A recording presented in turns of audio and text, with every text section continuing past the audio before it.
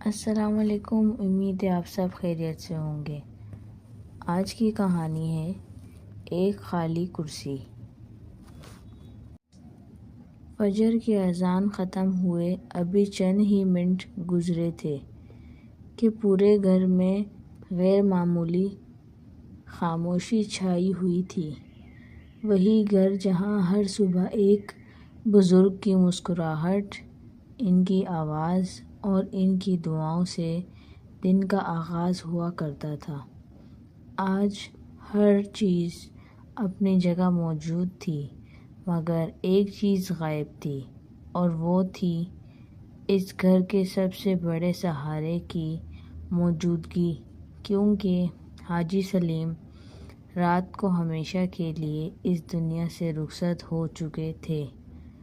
ان کے کمرے میں رکھی لکڑی کی کرسی آج بھی ویسے ہی رکھی تھی جیسے وہ ہر صبح اس پر بیٹھ کر چائے پیا کرتے تھے، مگر آج وہ کرسی خالی تھی، اور شاید پہلی بار گھر والوں کو احساس ہوا کہ بعض لوگ صرف گھر میں نہیں رہتے بلکہ پورے گھر کی روح ہوتے ہیں۔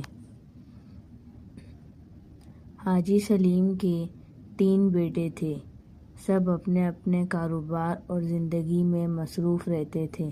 وہ ہر مہینے باقاعدگی سے والد کے خرچ کے لیے پیسے بھیج دیتے تھے، اور یہی سمجھتے تھے کہ انہوں نے اپنا فرض ادا کر دیا ہے، لیکن انہوں نے کبھی یہ نہیں سوچا تھا کہ ایک باپ کو صرف پیسوں کی نہیں بلکہ اپنے بچوں کے ساتھ بیٹھ کر 2 باتیں کرنے کی بھی ضرورت ہوتی ہے۔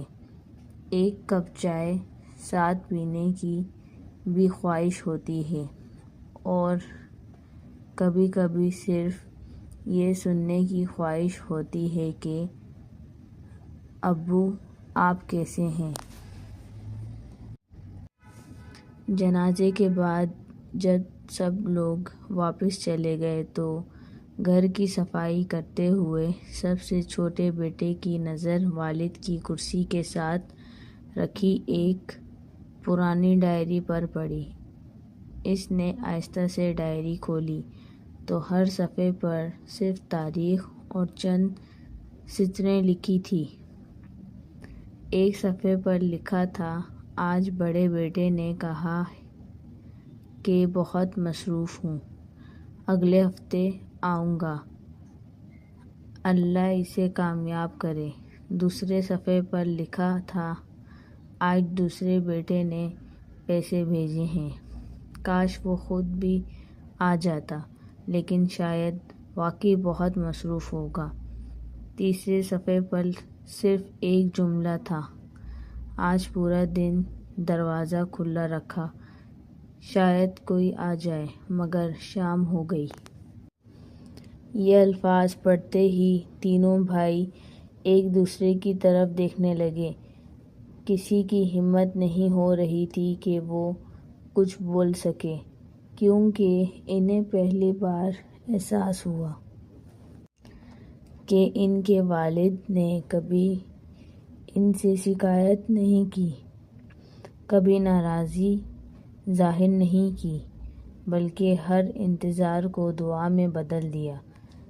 اسی دوران ان کی والدہ خاموشی سے آئیں۔ انہوں نے کرسی پر ہاتھ پھیرا اور دھیمی آواز میں کہا، تمہارے ابو ہر شام یہی کہتے تھے کہ میرے بچے برے نہیں ہیں، بس وقت کے ہاتھوں مجبور ہیں، ایک دن ضرور میرے پاس بیٹھیں گے۔ یہ سن کر سب سے بڑا بیٹا وہیں زمین پر بیٹھ گیا اور بچوں کی طرح رونے لگا، کیونکہ جس باپ کے لیے اس نے ہمیشہ کہا تھا کہ کل مل لوں گا، اس کے ساتھ اب دنیا کا کوئی کل باقی نہیں بچا تھا۔ چند مہینے بعد تینوں بھائیوں نے فیصلہ کیا کہ وہ ہر جمعے شام اپنی والدہ کے ساتھ ضرور بیٹھیں گے، موبائل بند رکھیں گے، کاروبار بعد میں ہوگا، پہلے گھر ہوگا، کیونکہ انہوں نے اپنے والد کی خالی کرسی سے وہ سبق سیکھ لیا تھا جو کوئی کتاب انہیں کبھی نہیں سکھا سکتی تھی۔